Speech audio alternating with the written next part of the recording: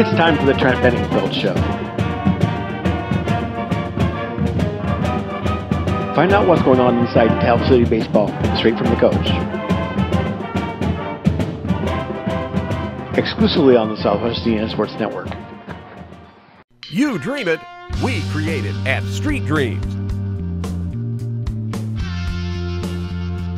Custom paint, fabrication, stereos, wheels, tires, and more. We're also your authorized Sinister Sound dealer.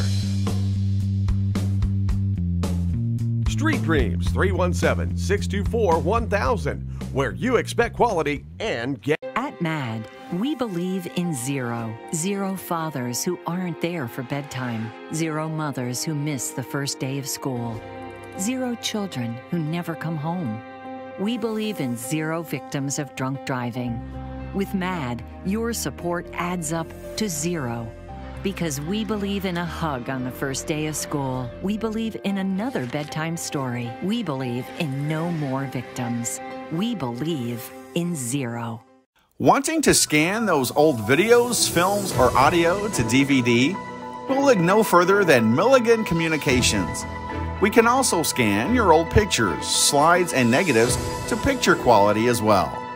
With thousands of happy customers, let Milligan Communications help put your treasured memories on a digital media. Call Milligan Communications today at 812-630-2449. Milligan Communications, capturing your yesterdays.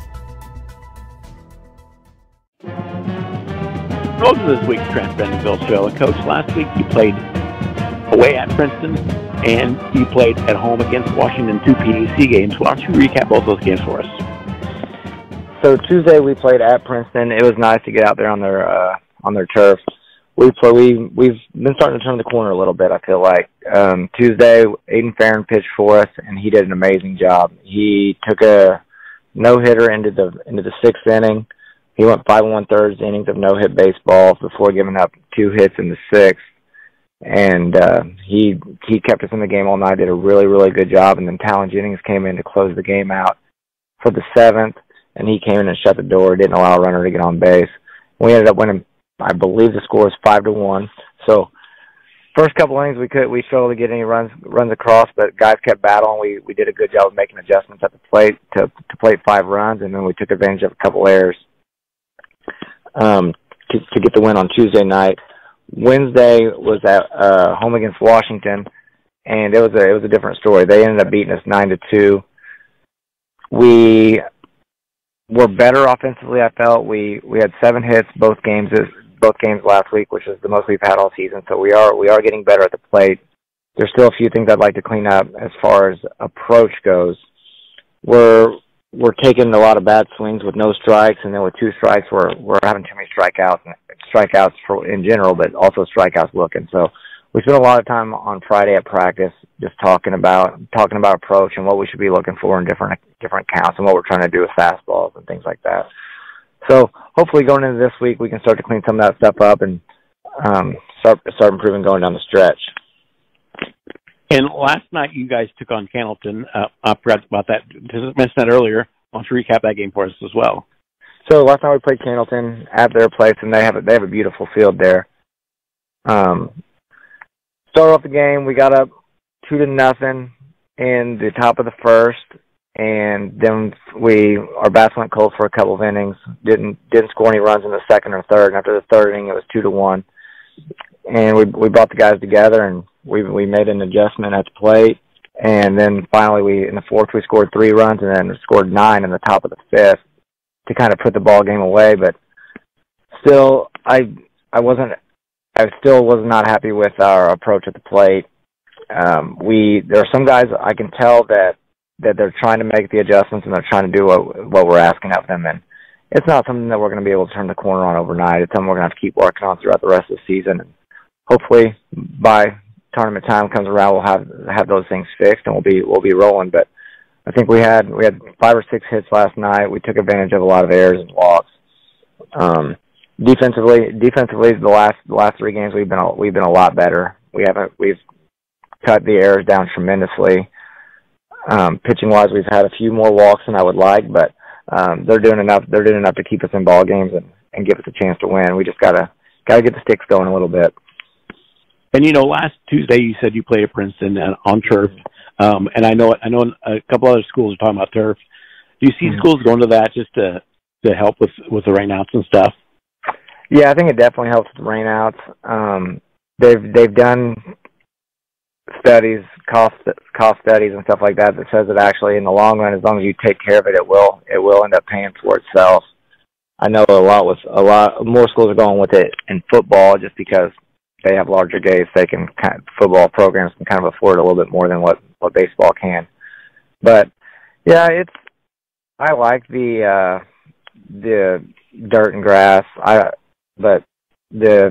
As far as going to turf, I think it would be awesome. It would save a lot of time on field work. We spend 5 to 10 minutes before practice each day, and then usually 15 minutes after practices and games, working on the field and trying to keep it looking nice. Our junior high also plays on our field, so there's a lot of traffic. By the end of the season, you get some bare spots in the grass and low spots in the dirt and stuff like that.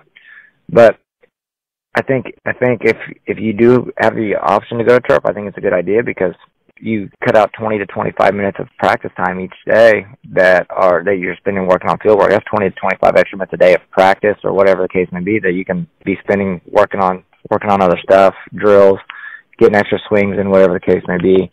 But yeah, I don't have a preference one way or the other. I love the turf. You know you're never going to get a bad bounce.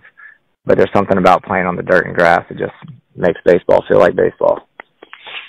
Yeah, I remember way back when I played baseball for Jasper. Coach Howard myself and the other guy, leadoff guy, we bunted a lot. So he used to instruct them to not mow the grass as close as they usually would. Yeah. You say roll the grass?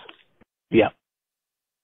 Yeah, it's definitely a speed difference as far as the turf. If you lay down a bunt on the turf, you got to almost hit it perfectly, or it's going to roll all the way to the third baseman, and they're going to have a fairly easy play. And then also when you got the grass, you're going from grass to dirt, bunts, slow roller, stuff like that. They hit that lip between the grass and the dirt, and it's liable to roll foul or roll back into fair. You get a lot more true bounces and true rolls playing on the turf. You're listening to the Trent Benningfield Show on the Southwest Indiana Sports Network, powered by Benningfield Sports Communications. We'll be back right after messages from our sponsors.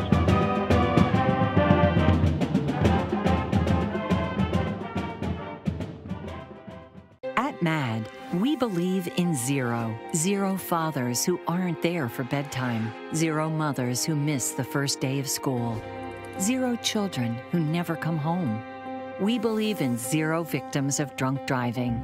With MAD, your support adds up to zero. Because we believe in a hug on the first day of school. We believe in another bedtime story. We believe in no more victims. We believe in zero. Wanting to scan those old videos, films, or audio to DVD? We'll look no further than Milligan Communications. We can also scan your old pictures, slides, and negatives to picture quality as well. With thousands of happy customers, let Milligan Communications help put your treasured memories on a digital media. Call Milligan Communications today at 812-630-2449. Milligan Communications, capturing your yesterdays.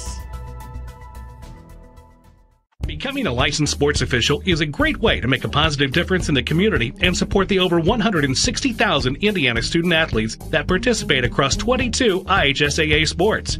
Sports officiating allows you to stay connected to the game, become a role model for our young student athletes, earn extra money, and support the patrons and communities of our IHSAA member schools. To learn more about becoming a licensed IHSAA official, log on to ihsaa.org/officials today.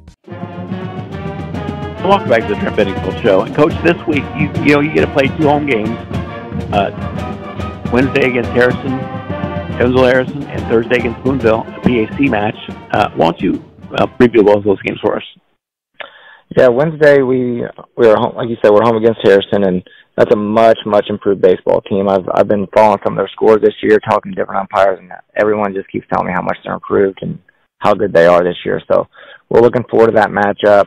Last year when we played them at their place, we kind of laid an egg. We got no hit, and we're looking to rebound from that and hopefully put some runs up on the board. Like I said in the last segment, we're really putting an emphasis on our approach at the plate. So we're looking forward to seeing the improvements that we've made there and hopefully keep progressing throughout the season with that. But like I said, it's going to be no easy task. They're going to be fundamentally sound. They're going to make you beat yourselves. They're going to throw strikes. They're going to put the ball in play.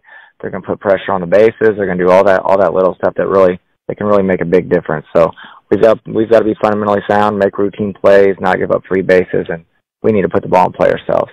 And then Thursday, we have a chance to get back to 500 in conference. Right now we're 2-3. Got a chance to get back to 3-3 in conference play against Boonville, and that's another good baseball team led by a good coach. Coach Barnes there at Boonville was actually a college teammate of mine at Oakland City my freshman year. He was a senior, and I can't say enough good things about Coach Barnes. Whenever I came in as a freshman, not only was he a great baseball player, but he's a great leader.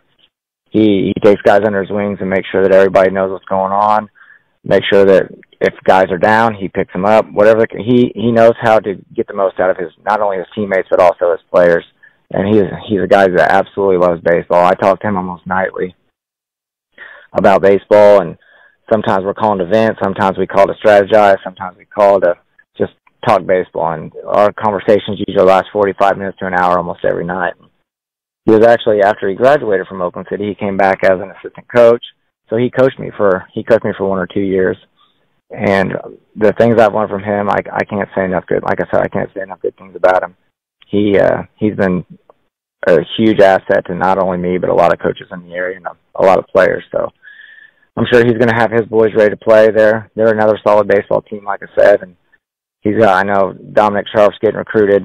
He's probably their top player. He's getting recruited by multiple schools in the area, and I'm hoping he pitches tonight so we don't have to face him Thursday. I know they play tonight, but his bat he's got one of the top bats in the area, and we're gonna have to make sure that we're on our P's and Q's and make the routine plays and put some pressure on them, just like a lot of these other teams are doing us right now. But I'm sure Coach Barnes is going to have them ready, and I'm looking forward to seeing him. I haven't got to see him yet this season. We just basically been talking on the phone, so I'm looking forward to seeing him and kind of giving him a hard time a little bit. So.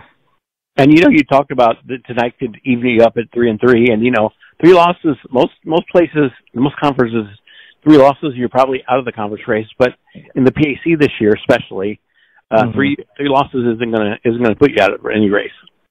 No, not yet. We're not in the best spot right now, but I think I told you 2 weeks ago. Usually you lose one game in the conference, and you're hoping for a share of the title at that point, But this year, with the way things are going, with it being pretty spread out, we're still in it.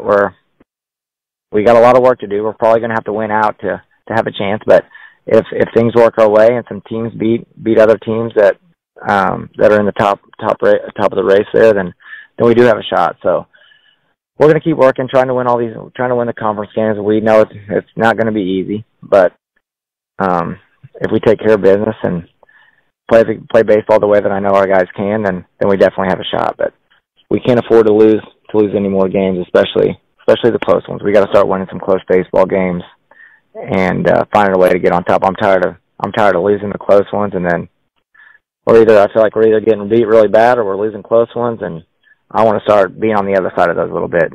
We'll start winning the close ones, and if it's not close, then I want to kind of we've talked a lot about stepping on other teams' throats. So when we get ahead, we got to do a good job of putting them away and not letting them hang around. Coach, good luck this week. Thank you. I appreciate it. Thanks for having me. You're listening to the Trent Benningfield Show on Southwest Indiana Sports Network, powered by Billings Roseburg Communications. We'll see you next week.